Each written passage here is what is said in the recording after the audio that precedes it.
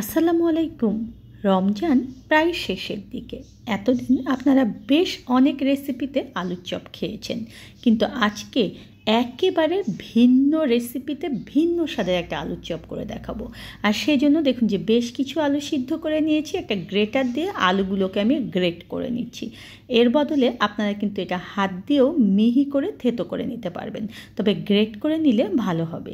এখন দেখুন যে সবগুলো আলু গ্রেট করে আমি ফিরে এসেছি। এখানে আমি দিয়ে দিচ্ছি টেস্ট অনুযায়ী লবণ এবং ঝাল নিজের টেস্ট অনুযায়ী দিয়ে দেবেন। কিছুটা দিয়ে দিলাম চাট মশলা, তারপরে চিলি ফ্লেক্স, এখানে একটু ধনিয়ার গুঁড়া, একটু জিরার গুঁড়া দিয়ে দিচ্ছি। কালারের জন্য দিয়ে দিচ্ছি একটুখানি হলুদ, এটাকে আপনারা চাইলে স্কিপ করতে পারবেন। একটু আদা রসুন বাটা দিয়ে দিচ্ছি, সুন্দর একটা টেস্ট আসবে এবং ফ্লেভার আসবে। এর বদলে আপনারা কিন্তু আদা রসুনের গুঁড়োটাও ব্যবহার করতে পারবেন। আর এখানে দিয়ে দিলাম আমি ক্রাশ করে রাখা কাঁচামরিচ আর ধনিয়া পাতার কুচি। ধনিয়া পাতার কুচি দিলে অনেক সুন্দর ফ্লেভার আসে, তবে যারা পছন্দ করেন না তারা কিন্তু এটাকে স্কিপ করবেন। এখন ভালো মতো দেখুন যে আমি এটাকে মথে মেখে নিচ্ছি। আপনার মাখানোটা যত ভালো হবে তত বেশি টেস্ট হবে। আর অবশ্যই লবণ এবং ঝাল নিজের টেস্ট অনুযায়ী দেবেন।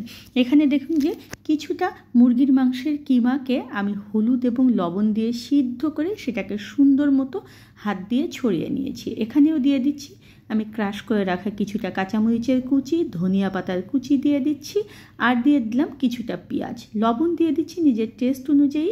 কিছুটা দেখুন যে এখানে চিলি ফ্লেক্স দিয়ে দিলাম, আপনারা যে যতটুকু ঝাল খান ততটুকুই দেবেন। একটু দেখুন যে ধনিয়ার গুঁড়া, জিরার গুঁড়া, চাট মশলা দিয়ে ভালো মতো কিমাটাকে আমাদের মেখে নিতে হবে। আপনারা অবশ্যই মুরগির মাংসটাকে সিদ্ধ করে তারপরে কিমা করে নেবেন। আর যে কেউ কাঁচা করতে চান সেটাও করতে পারবেন, তবে সেক্ষেত্রে টেস্টটা অত ভালো আসবে না। এখন এটাকেও আমি এক সাইডে রেখে দিচ্ছি। হাতে দেখুন যে কিছুটা তেল লাগিয়ে নিচ্ছি, আর যে প্লেটটাতে বানিয়ে রাখবেন সেই প্লেটটাতেও কিছুটা তেল লাগিয়ে নেবেন, তাহলে মোল্ড থেকে যখন আউট করবেন এগুলোকে, সেটা করা আপনাদের জন্য সুবিধা হবে। দেখুন যে আমি এখানে দুটো ডিমকে ভালো মতো ফেটিয়ে নিয়েছি। আর লাগবে আমার ব্রেড কাম ঘরে তৈরি করে নিতে পারবেন সুন্দর মতো। এখানে ফার্স্ট আমি এখানে আলুর যে কিমাটা করে রেখেছিলাম সেটাকে দেখুন যে হাতের উপর এভাবে পাতলা করে নিয়ে নিতে হবে। এর মধ্যে মুরগির মাংসের কিমাটা দিয়ে দিতে হবে, দিয়ে ভালো মতো এটাকে ফোল্ড করে নিতে হবে। দেখুন এভাবে হাতে আমি ওভাল সাইজ করে ফোল্ড করে নিচ্ছি। আপনারা এটা গোল করেও করতে পারবেন বা যে কোনো সাইজ করে নিজের পছন্দ মতো এভাবে চেপে নেবেন। অবশ্যই চেপে বানাতে হবে, নইলে কিন্তু ভিতর থেকে কিমাটা বের হয়ে যাবে। ফার্স্ট আমরা এভাবে সবগুলো বানিয়ে নেব, তাহলে আমাদের কাজ করার সুবিধা হবে। এখন একটা করে এভাবে কাটলেট নিয়ে নিচ্ছি, ডিমের মধ্যে ওগুলোকে দিয়ে আমি ব্রেড কামে ভালো মতো গড়িয়ে নেব। কেউ যদি ডাবল কোট করতে চান সেটাও করতে পারবেন, সেক্ষেত্রে এটা আবার ডিমের মধ্যে দিয়ে দেবেন এবং আবার ব্রেড কামে ভালো মতো গড়িয়ে নেবেন। আমি এভাবে সবগুলো আগে এভাবে কোট করে প্লেটের মধ্যে রেখে দেবো। আর ফ্রোজেন পদ্ধতি হচ্ছে আপনারা আগে সবগুলো বানিয়ে নেবেন, তারপরে এগুলোকে ট্রেতে করে রেখে এগুলোকে 2 থেকে 3 ঘন্টার জন্য ডিপ ফ্রিজে রেখে দেবেন।